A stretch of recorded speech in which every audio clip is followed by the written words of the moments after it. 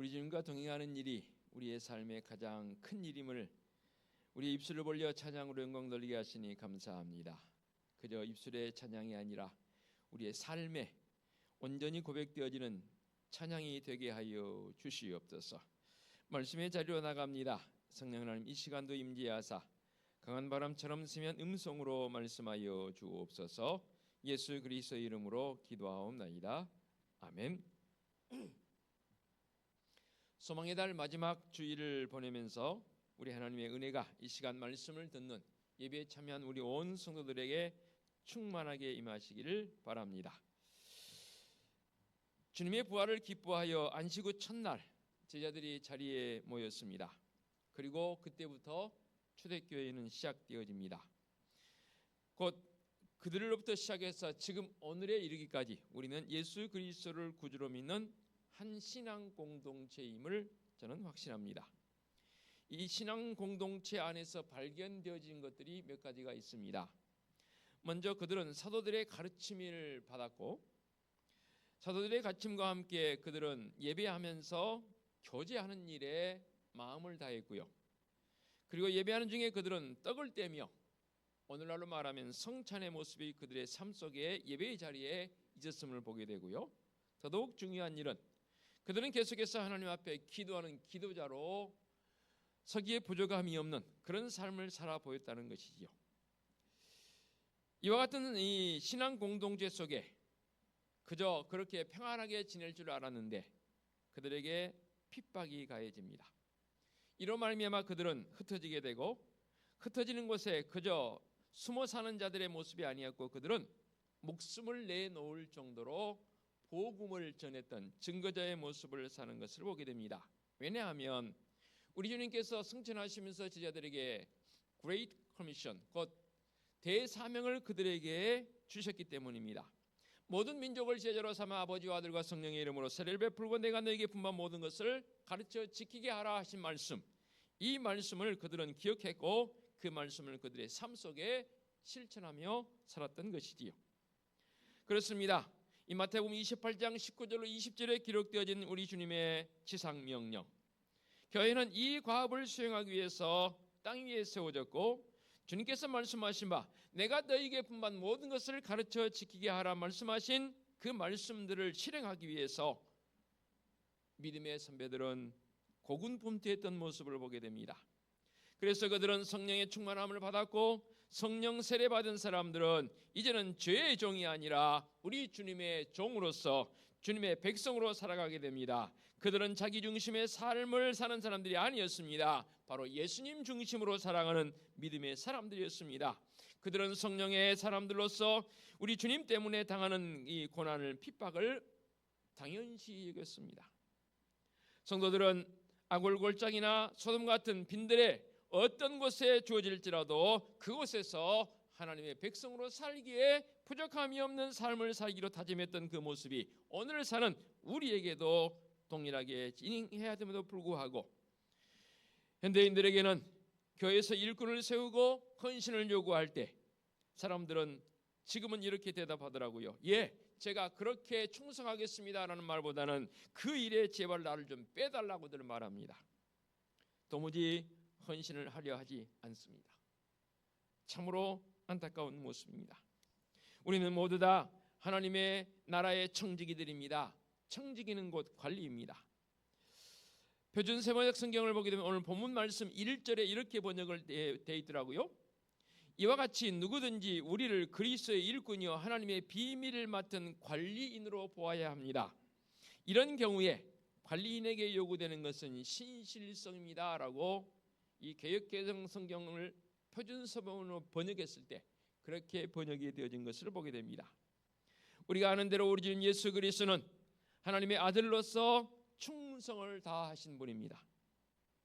우리 주님은 섬기는 종으로 오셔서 기꺼이 십자가를 져 주셨습니다. 우리는 우리 주님을 따라가는 주님의 제자들입니다. 그렇다면 우리 주님처럼 섬김과 봉사의 자세로 충성을 다해야 합니다. 삶의 자리에서도 당연히 충성을 다하는 성도여야 합니다. 자기의 명예와 이익만을 생각한다면 그것을 가지고 열심을 낸다면 그 사람은 진정한 의미에서 충성하는 사람이라 할 수 없겠지요. 예수님 당시의 바리새인들을 보게 되면 그들은 사람들에게 보이기 위해서 신앙생활했고 보이기 위해서 의를 행한 사람들입니다. 기도할 때 어떻게 기도했습니까? 다 사람들이 보도록, 요즘으로 말하면 사람이 많이 다닌 사거리에, 내 거리에 서서 그래서 큰 소리로 기도했습니다. 나 이런 사람이요, 나 이렇게 기도하는 사람이요. 일주일에 2번씩 그들은 금식했다고 했습니다. 금식한 이유도 사람들에게 보이기 위한 목적이었고, 정말로 구제할 때도 주님의 마음이 아닌 그들의 행적을, 그들의 업적을 남기기 위한 목적으로 구제했던 것이죠. 그러나 하나님의 사람 사도 바울은 그러지 않았습니다. 양심에 거리낌 없이 충성을 다한 사람이 있지 않습니까? 복음을 전할 때는 거리낌 없이 전했고, 복음을 전하면서 그 어느 누구든 개인에게 이익을 구하지 않았습니다. 그래서 브리스길라와 아굴라 부부와 함께 천막을 만들어서 그 수입원을 가지고 복음을 전했던 바울의 모습을 보게 됩니다. 그는 복음을 전하면서 자기 생명을 조금도 귀하게 여기지 않았던 사도 바울입니다. 우리가 분명히 기억해야 할 것은 심판의 날이 이르면 어둠에 감춰져 있던 모든 것들이 밝히 드러난다는 사실입니다. 뿐만 아니라 사람들의 속에 있는 그 마음과의 뜻도 다 드러나 보이게 되어 있습니다. 우리 마음속에 있는 숨겨진 동기와 성품이 심판의 대상이 된다는 사실입니다. 오늘 이 시간 우리에게 주신 본문 가운데 5절 보게 되면 이렇게 했습니다. 그러므로 때가 이르기 전 곧 주께서 오시기까지 아무것도 판단하지 말라. 그가 어둠에 감추인 것들을 드러내고 마음의 뜻을 나타내시니 그때에 각 사람에게 하나님으로부터 칭찬이 있으리라. 어둠이 있을 때는 사람들이 분별을 못합니다. 왜냐하면 어두우니까, 감춰져 있으니까. 그런데 빛이 비추게 되면 무엇이든 그 자리에 그대로 적나라하게 다 드러나는 것이 바로 빛입니다. 주님의 오심이 바로 빛으로 이 땅에 오신다 했지 않습니까? 그러므로 우리는 지금 감춰져 있다 해서 감출 수 있는 게 아니라 그 말입니다. 우리 마음속에 있는 숨겨진 여러 가지 것들을 다 이 시간 주님 앞에 적나라하게 내놓는 그런 믿음의 성도의 결단이 있을 거야 할 것인데, 그러면 신실한 믿음의 사람들에게 필요한 것이 무엇일까요? 말씀에 들어가면서 여러분들에게 한번 질문 던지면, 나는 신실한 사람인가? 하나님 앞에 어떤 모습인가를 한번 돌아보십시다.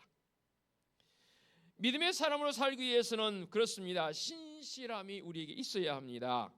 우리 성경에 충성이란 단어가 등장하지 않습니까? 이 충성이란 단어가 표준세 번역에서는 신실함으로 번역이 되어 있습니다. 이 신실함이 원어적으로 봤을 때 헬라어로는 피스토스라는 단어를 썼습니다. 이 뜻은 뭐냐면 믿을 수 있는 것이라 라는 뜻인데요, 신실함이란 라틴어적 관점에서 봤을 때 시네케라라는 말로 번역이 되어 있습니다. 시네케라는 합성어입니다. 시네라는 말은 뭐뭐가 없다라는 그런 뜻입니다. 그리고 케라라는 것은 밀랍입니다. 합성어인데 밀랍이 없다. 이게 이제 영어로는 신시어라는 단어의 어원이 바로 시네케라인데, 왜 이런 단어가 사용되어 있냐면 밀랍이 없다. 당시에 이 말씀에 기록되어질 당시의 배경을 주석을 달았는데 이런 배경이 있더라고요.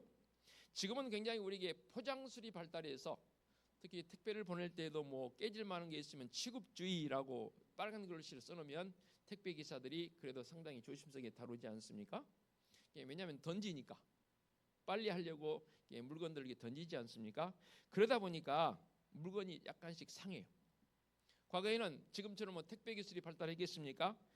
조심 나름대로 물건을 옮기면서 특히 귀중품 같은 경우는 옮기다 보면 약간의 흠이 생기거나 파손이 생겨요. 그러면 그것을 지금은 뭐 우리 본드도 발달해 있고 여러 가지 접착 기술이 발달해 있는데, 그 당시에는 밀랍을 해서 감쪽같이 아닌 것처럼 이렇게 포장을 해놓는다는 거예요. 위장을 해놓는 것이죠. 깨진 것을 붙이는데 밀랍 형태로, 또 파손된 것은 밀랍 형태로 잘 이렇게 잘 가꾸어서 딱 해놓는다고 합니다. 전문가가 아니면 구별이 어려울 정도로 이렇게 밀랍 형태로 감추는 것, 이게 없다는 거지요. 이게 바로 시네케라, 영어로는 신시어라는 단어로 해석이 되어 있습니다. 그렇습니다. 주님 말씀하십니다. 마음을 다하고 목숨을 다하고 뜻을 다하여 주 너의 하나님을 사랑하라 하셨으니 이것이 크고 첫째 되는 계명이요 둘째는 그와 같으니 네 이웃을 내 자신같이 사랑하라 말씀하십니다.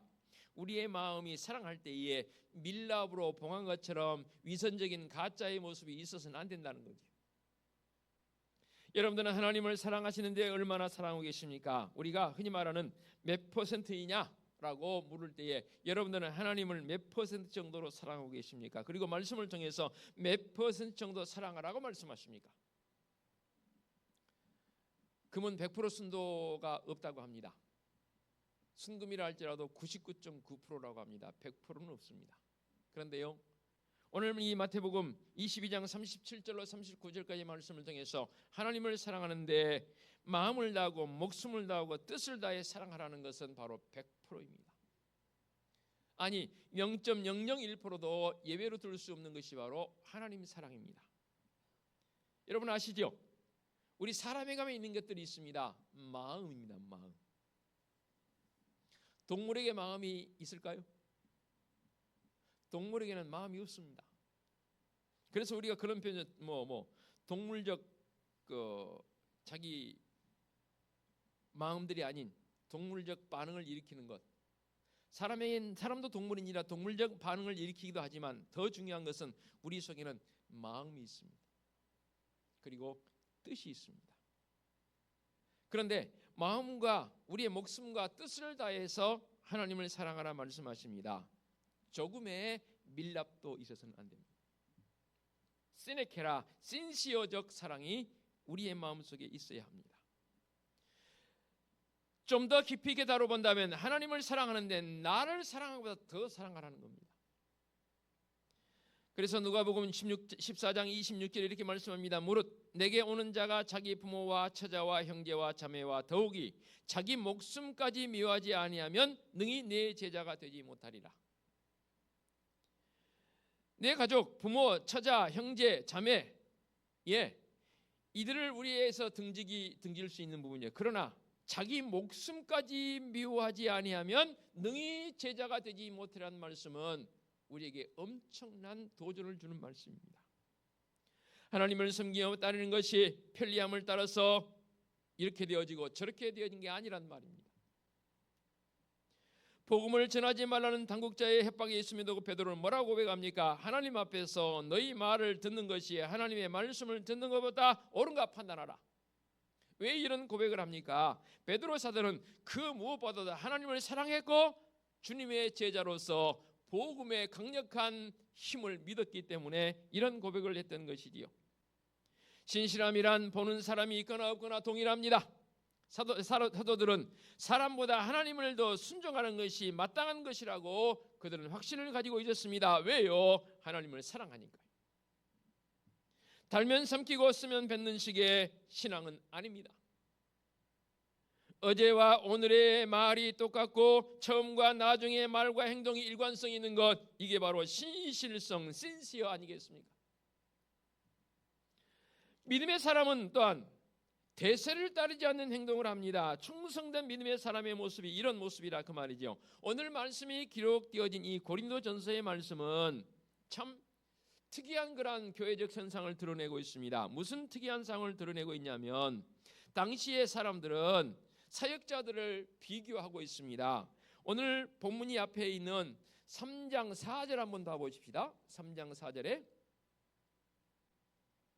어떤 이는 말하되 나는 바울에게라 하고 다른 이는 나는 아볼로에게라 하니 너희가 육의 사람이 아니리요. 그러면서 이 고린도전서 1장의 내 모습을 앞으로 넘어가 보면 1장 12절에 나는 바울에게, 나는 아볼로에게, 나는 게바에게, 나는 그리스도에게 속한 자라 한다는 것이니 라고 파당을 짓게 됩니다. 왜 이런 현상이 일어났냐면 이 고린도 교회가 설립되어질 때 당시에 이 고린도 교회를 설립한 주된 인물은 사도 바울입니다. 바울은 이제 다른 데로 전도 여행을 떠나면서 아볼로라는 사람을 그 고린도 교회의 목회자로 세우고 갑니다. 얼마 뒤에 베드로 사도가 이 고린도 교회를 방문합니다.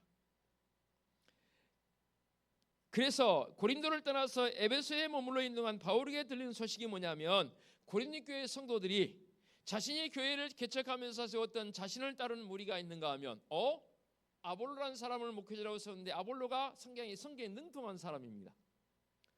바울에 비해서 굉장히 성경을 잘 가르쳤던 것으로 보여집니다. 그러니까 어떤 사람은 아볼로를 추정하면 야, 아볼로가 최고야. 그런데 와서 얼마 후에 베드로가 그 고린도 교회를 떠났다 했잖아요. 베드로를 보니까 누구보다 섬기기를 너무너무 잘해요.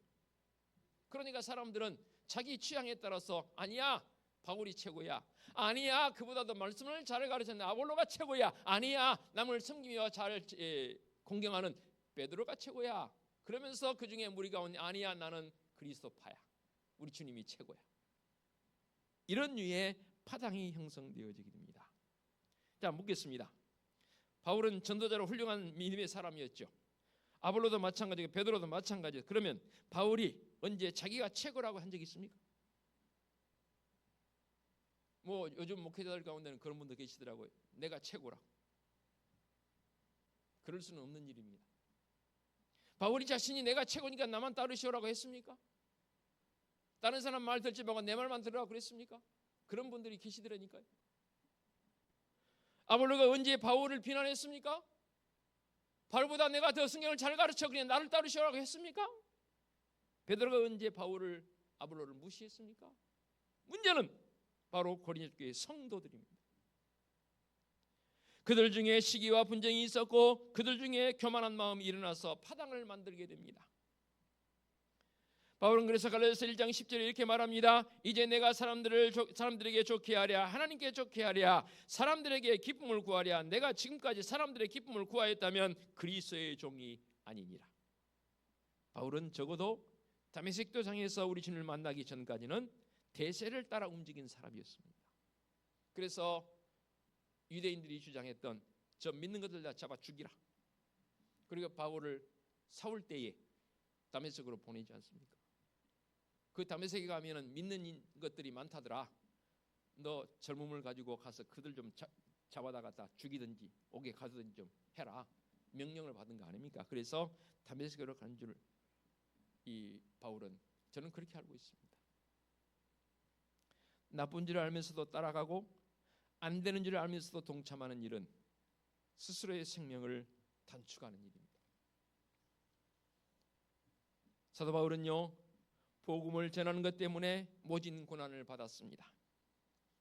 옥에 갇히기도 했고 태형을 맞기도 했고요. 여러 번 죽을 뻔했고요. 여러 번 길에서 도적을 만나기도 했고 이방인들의 위협을 받기도 했습니다. 심지어는 유대인들의 직접적인 박해를 받기도 했습니다. 바울은 이러한 형편을 본문 아래에 있는 9절의 말씀에 이렇게 표현을 했습니다. 4장 9절을 볼까요? 내가 생각하건대 하나님이 사도인 우리를 죽이기로 작정된 자같이 끄트머리에 두셨음에 우리는 세계 곧 천사와 사람에게 구경거리가 되었노라 할 정도로 바울의 선교적 여행은 힘들었습니다. 11절 이하로 내려가 볼까요? 바로 이 시각까지 우리가 줄이고 목마르며 헐벗고 매맞으며 정처 없고 또 수고하여 친히 손으로 일을 하며 모욕을 당한 적 축복하고 박해를 받은 적 참고 비방을 받은 적 권면하니 우리가 지금까지 세상의 더러운 것과 만물의 찌꺼기 같이 되었도다. 대단한 믿음의 고백입니다. 다시 볼까요? 13절 12절 하반부터 모욕을 당한 적 어떻게 했다고요? 모욕을 당하면 오히려 그들을 축복했습니다. 박해를 받은 적 어땠다고요? 참았다고 했습니다. 비방받을 때 어떻게 했다고요? 오히려 권면했다고 했습니다. 대세를 따르지 않는 믿음이 바로 이런 믿음입니다.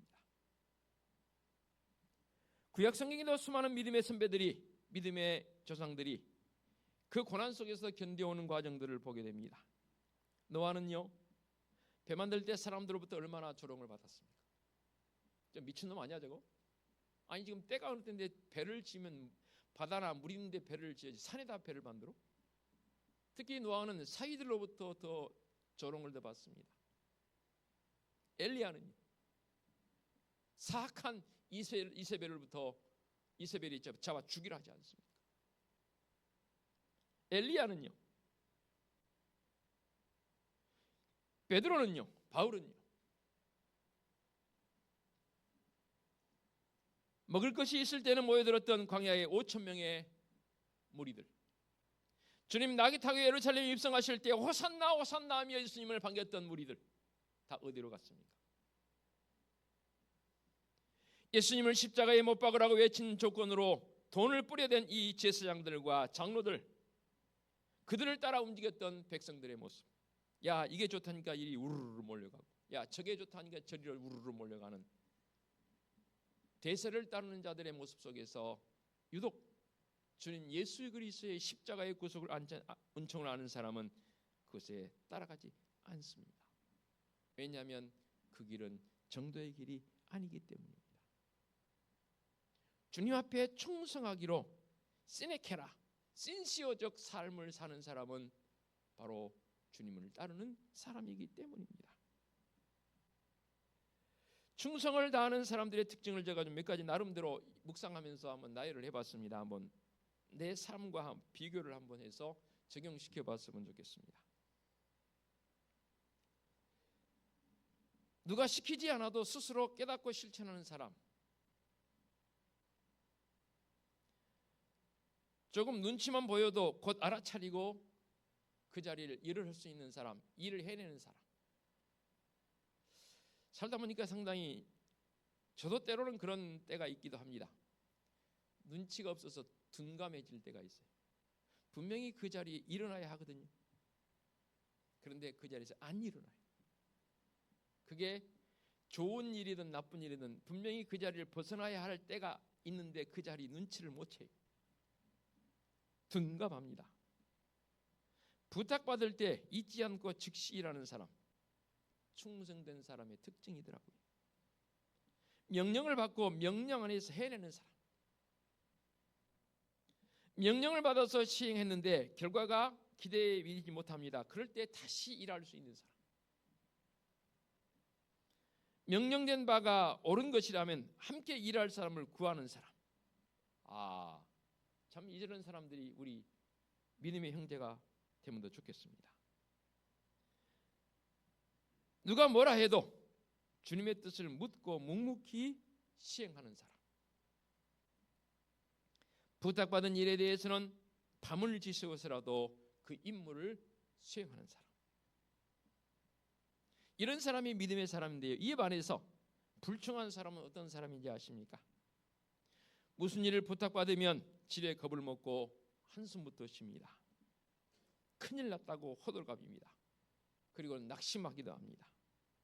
그리고 교회의 모든 일에 부정적이고 불평불만이고 자기의 몸둘 바를 여기에서 어디에 내 몸을 둬야 할지를 도무지 알지 못하는, 때로는 명목상 직책만 가지고 있는 그런 부류의 사람들이 더러 있더라는 거지요. 마태복음 25장에 기록된 달란트 비유 속에서 5달란트 받은 자와 2달란트 받은 자가 주인 앞에 나와 세무하면서 이런 주인의 앞에서의 모습을 보게 됩니다. 마태복음 25장 20절 22절 보게 되면, 보소서 내가 또 5달란트를 남겼나이다. 동일하게 2달란트 남긴 사람도 이렇게 말합니다. 보소서 내가 또 2달란트를 남겼나이다 라고 그렇게 주인에게 보고할 때 주인이 칭찬을 합니다. 이 칭찬도 5달란트와 2달란트 받은 자 동일하게 똑같습니다. 어떻게 칭찬하십니까? 이렇게 칭찬합니다. 잘하였도다 착하고 충성된 종아, 네가 적은 일에 충성하였으면 내가 많은 것을 네게 맡기리니 네 주인의 즐거움에 참여할지어다. 어떤 사람이 충성이란 단어를 사용했다고 해서 자꾸만 구시대적 발성이라고들 말합니다. 그러나 그렇지 않습니다. 믿음 안에서는 이 충성은 주님 오실 때까지 강조되어야 할 부분 가운데 하나입니다. 눈에 보이는 이득이 있다고 해서 충성하고 이득이 보이지 않는다고 해서 불충한다면 어찌 믿음의 사람이라 하겠습니까? 더 놀라운 것은요, 이 충성이란 단어는 성령의 9가지 열매 가운데 하나입니다. 가라데아서 말씀에 기록되어진 성령의 9가지 열매 잘 알지 않습니까? 사랑과 희락과 화평과 오래 참음과 자비와 양선과 충성과 온유와 절제니라. 성령의 9가지 그 열매 가운데 충성의 열매가 7번째로 등장하고 있습니다. 놀랍지 않습니까? 그래요. 비록 재주는 없어도 맡은 바 책임과 사명이 어떠하든지 그 서 있는 곳에서 충성을 다하는 사람, 신실한 사람이 되지 않습니까? 성경을 보면 하나님께서는 충성된 사람을 더 귀하게 여기신다 했습니다. 야곱도 모세도 자기의 일에 최선을 다하는 사람이었고, 여호수아를 보시기 바랍니다. 갈렙은 어땠고 다니엘은 어땠고요. 모두가 다 믿음의 사람들인데 충성된 사람들이었습니다. 그래서 우리가 한자 영어로 참 이 충성 충자를 잘 표현해 놨어요. 충성 충자의 한자 영어 어떻게 되어 있습니까? 구조가 가운데 중에 밑에 마음 심이 충성 충자입니다. 군 다녀온 우리 남성분들은 어떤 부대는 인사할 때 구호가 충성이란, 충성 부대는 충성으로 하더라고요. 저희는 단결이었습니다. 충성, 군대에서만 필요한 용어가 아니라는 거죠. 내 마음이 중심이 어디로 향하고 있다고요? 오직 우리 주님께로. 충성하려면 말씀하신 말을 따르는 자들을 충성된 자라고 말합니다. 다시 말씀드립니다. 내 생각대로 세상의 기준이 되어져서 말씀을 가르는 그것은 충성이 아닙니다. 충성은요, 오히려 반대로 말씀의 법이 세상을 점령하고, 심지어는 말씀의 법 속에서 공중문세 잡은 자까지도 우리가 정복해 나갈 수 있는 그런 사람이 충성된 사람입니다. 어때요? 이제 3월이 되어집니다. 3월은 특별히 고난의 달입니다. 주님의 고난을 우리가 어느 때보다도 묵상하고 주님의 고난에 동참하고자 하는 성도적 몸부림이 필요한 게 바로 고난의 달입니다. 연희에 비해서 올해 부활주일은 상당히 늦습니다. 4월 20일주일까지 우리가 가야 합니다. 부활주일인데 이제 고난의 달을 맞이하는 성도들의 마음속에 오늘 함께 나눴던 충성의 모습이 네 삶 속에 있었으면 좋겠습니다. 위선은요, 하나님 앞에서 부끄러운 일입니다. 충성의 반대말을 구태여 강조한다면 위선이잖아요. 이 위선은 하나님의 영광을 가리울 뿐입니다. 대세를 따라 움직이면서 이러쿵저러쿵 하지 마십시다. 소위 말해서 좀 지조를 가지십시다. 성도라면. 역경이 주어진다 할지라도 바울은 결코 그 역경을 두려워하지 않았습니다. 예, 다들 어렵다고들 말합니다. 경제도 어렵고 정치도 어렵고 사회적 현상이 다들 어렵다고들 말합니다. 그러나 믿음의 성도들은 동일하게 같이 어렵다 말하면 안 됩니다. 그래요, 어려울지라도 믿음의 성도들은 그 어려움의 과정 속에서 바로 세워져가는 분명한 충성된 사람이어야 합니다. 세월이 바뀌어도 바뀌지 않고 변함없는 게 뭡니까? 주님을 사랑하는 사람들의 믿음의 행보의 길입니다. 주님 나를 부르시는 그날까지 이 믿음의 행보가 변하지 않는 사람을 저는 이렇게 부르고 싶습니다. 그는 진실로 충성된 사람입니다. 다시 번역합니다. 그는 진실로 신실한 사람입니다. 기도하겠습니다. 하나님 아버지, 오늘 우리에게 말씀을 통해서 충성된 사람이 될 것을 말씀해 주시니 감사합니다. 예, 때로는 이 충성이 우리에게 무거운 짐으로 버거움으로 다가올 수도 있지요. 그러나 충성하는 자들에게 우리 하나님께 주실 은혜와 상급은 상상치 못할 놀라운 것임을 다시 한번 고백합니다. 상 받기 위해서 충성한 것이 결코 아니지만 충성하는 자에게 주시는 상급도 있사오니 믿음의 성도들 삶의 자리에서 충성할 수 있는 믿음의 결단들을 있게 하여 주시옵소서. 예수 그리스도의 이름으로 기도하옵나이다. 아멘.